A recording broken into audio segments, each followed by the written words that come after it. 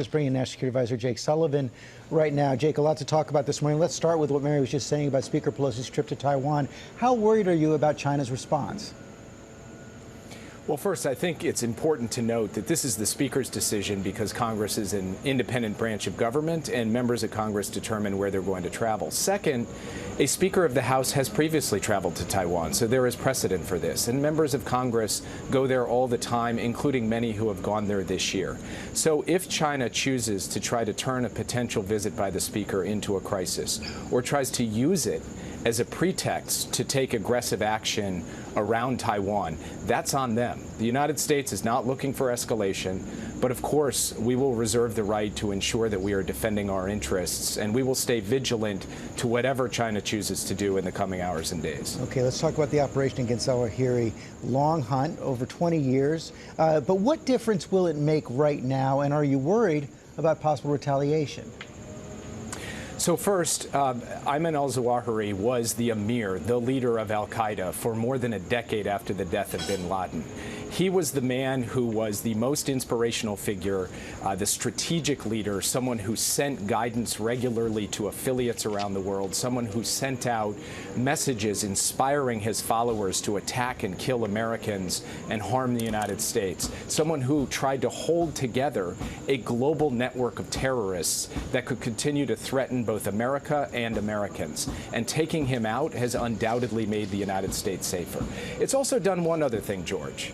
It has proven the president right when he said 1 year ago that we did not need to keep thousands of American troops in Afghanistan fighting and dying in a 20-year war to be able to hold terrorists at risk and to defeat threats to the United States. He proved that with the order of this decisive strike over the weekend, and again, Americans are safer for that. As you know, some of your critics say the fact that he was right there in downtown Kabul, as Senator James Inhofe put it, reflects the total failure of the Biden administration's policy towards that country. Your response?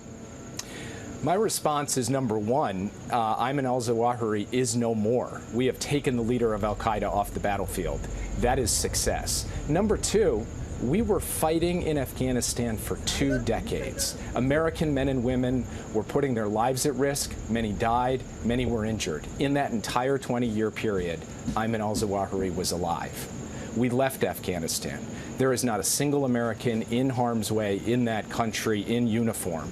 And there was nobody on the ground in uniform when this strike occurred, and yet we were able to take Ayman al-Zawahiri off the battlefield. I would call that a successful, effective policy that protects our troops, protects our people, and ensures that Afghanistan will not be a safe haven for terrorists. It certainly was not a safe haven for Ayman al-Zawahiri. But how will the United States hold the Taliban accountable for violating the Doha Agreement, harboring the leader of al-Qaeda?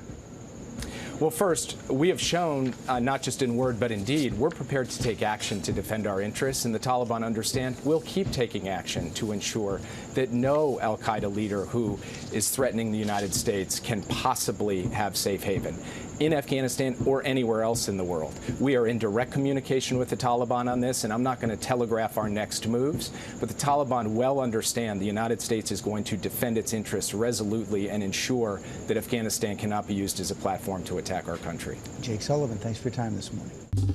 Well, hey there, GMA fans. Robin Roberts here. Thanks for checking out our YouTube channel. Lots of great stuff here. So go on, click the subscribe button right over here to get more of awesome videos and content from GMA every day, anytime. We thank you for watching, and we'll see you in the morning on GMA.